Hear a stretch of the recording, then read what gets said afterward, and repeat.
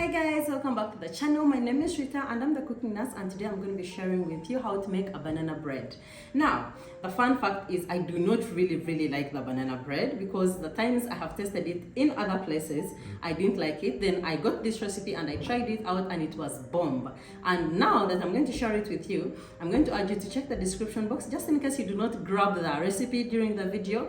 Check it and get the measurements and everything written and go and try it out and let me know how it turns out, because I could put my hand on this one. You see, I even dressed up like bananas. But anyways, I'm going to also request you right now, before we get into the baking, that you subscribe. It's free and it's one of the ways that you can get me, famous. And also get my content out there to reach as many people as possible. I could make some dollars when you people are watching the ad, so please don't skip yet. And also give this video a like, leave me a comment, let me know where you're watching from, so maybe we can connect and be friends in real life. And if you really want to connect more personal, go on my other socials, Instagram, TikTok, The Cooking Nurse. And yeah, we are shooting this video from TCN Studios. That is my space. We are located in Kampala, so you can reach out also on Instagram if you want to shoot your content and you don't have space, and I'll be glad to work with you. So let's get into the video. I'm going to take you through the ingredients before we get baking. And so we start with the star of the show, which are the bananas. I'm using the overly ripe green bananas, the matoke, the usual one. So yeah, you don't have to look for a special one, but if you have a better one that you want to use, please go ahead and use it. I have some spices, cinnamon, ground cloves. I have margarine or butter. I have milk and eggs. My eggs are sweating because I keep them in the fridge. And then we have sugar. And because I'm extra-ish, I'm going to be adding in some raisins. I have the black ones and the gold ones. These ones I got from 8PM Spices, but you can get anywhere else that is close to you. And then, of course, we have our baking tray and a spatula, our baking dish. Yeah, the spatula is to help you scoop around and mix your butter properly. And then I'm going to be using a loaf pan, this glass one, but you can use whichever you have. And then, of course, a mixing bowl. Yeah, so let's get started. But first of all, peep the green chopping board. I told you it would find us something to do. Yeah, that is for sure. But if you haven't subscribed yet, what is the reason? What is the reason?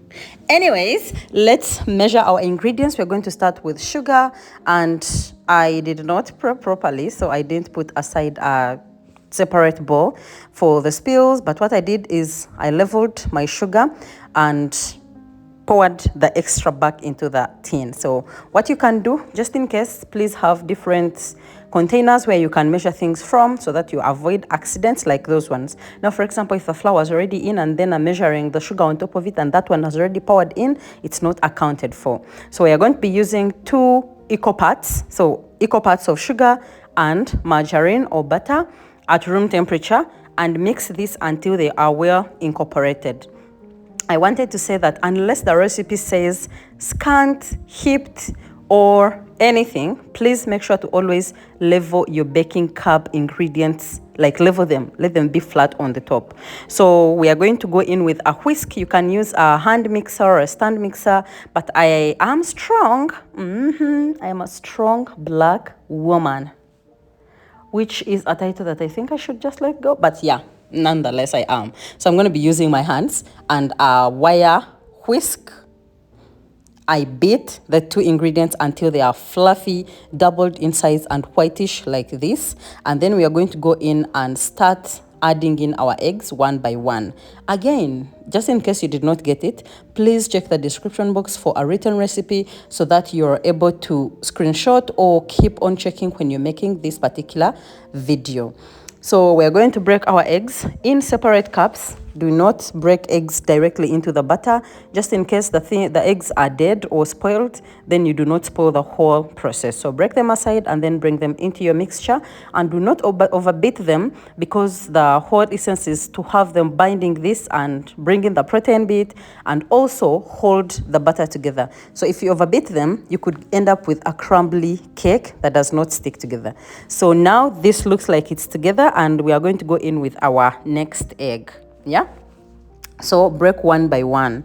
Don't break all of them in one bowl. You could find one which is dead, since you cannot look inside the shells, and everything else is gone. Yeah, just like that, everything is done. So we're going to mix this properly, and then after put it aside, and we'll peel our bananas, making sure they are well peeled without the small membranes at the side, and then we'll mash them until they are perfect. By the way, guys, I started a podcast. I don't know if you know about it, the good old days, where we are going to be telling stories, our childhood stories, our food stories. If you're interested, please do reach out, and we cannot wait to host you. And yeah, leave something for the people who are coming after us, because you all know how the situation is going. We have all moved, and the people we're bringing forth are all adopting to other people's cultures, and they don't even get a chance to listen to our stories because either we are busy or something like that. So be one of those people who are willing to tell their stories and leave a break behind for the ones that are coming after us. So anyways, the bananas are ready. We are just going to mash them. You can use a potato masher or a banana, whatever, this masher, or you can actually use a fork. I was just demonstrating that if you don't have a masher, you can use the fork. For me, the masher works much better because then it has a bigger surface area. I do not have to struggle with this small thing, but it all gets the work done. And that is what matters most. So we are going to mash our bananas until they are like watery. No, I did not add in any liquid or water or anything. That is how the bananas are. Remember, we are using the actual bananas. Let me tell you, these are sweet, but this banana bread or cake recipe is a must try. So anyways, after mashing them, you transfer everything into the bowl. We used 2 bananas. Transfer everything into the bowl, and again, do not waste. Grab your silicone spatula, our sis, and drop everything into the bowl. Mix before you bring in all the other ingredients. If you're using the liquid vanilla, please add it in now. And yeah, so mix everything properly. If you have a banana aroma or flavor, please use that one, but also the vanilla to help you nullify that smell of eggs and also elevate something into. There's something about vanilla that God just said, you know what, just go and make people's lives better. And then we are going to go onto our dry ingredients, which is flour and baking soda. So we are going to sift them into here. You know why we sift, right?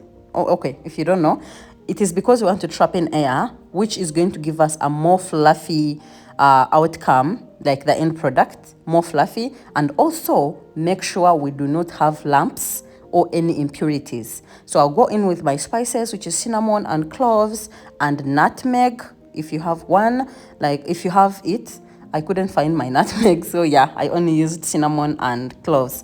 And let me tell you, this was already smelling so good. It may not look so beautiful right now, like as smooth as a vanilla cake would be or as a red velvet would be, but I promise it's gonna turn out.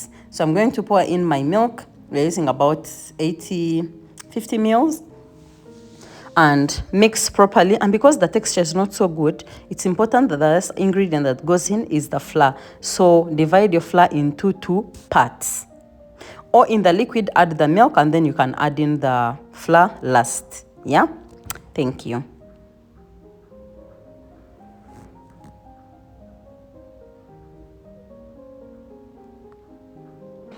Sift everything, and once you're done, tuck in using your silicone spatula. You can use a wooden stick or a whisk. You just make sure you're not overdoing it. And then I'm going to add in my raisins, the fruits. They are not soaked. So what I usually do is, like, after the cake is baked, I do not eat it immediately. I wait for tomorrow, so they have sucked up all the goodness, all the flavors of the bananas and everything, and now they are soft, and it's like you're chewing into this little heaven of goodness. But anyways, transfer it into a lined pan. I used parchment paper so that it does not stick, and then I layered it. I don't want to like press it down because first of all, it's not like so airy. So yeah, which is one of the biggest reason why we like press the pan on the surface to remove extra bubbles. So this one was not so airy. I used my hands, and then I'm going to press this banana on top mainly for aesthetics, and this was already like overly ripe, so not a lot. I also sprinkle some chia seeds. You can sprinkle whatever seeds you have, whatever grains you prefer. And then I'm going to transfer it into the oven and bake at 150 degrees Celsius for about 45 minutes, checking if it's ready. This is so little butter, so it should be ready in 45 minutes. And if you want to increase the recipe, please go on ahead and double the recipe, like double all the measurements. And this is how it came out, looking gorgeous. It tasted amazing. I cut it the next day, and that's why you don't have that footage. But yeah, enjoy and bye.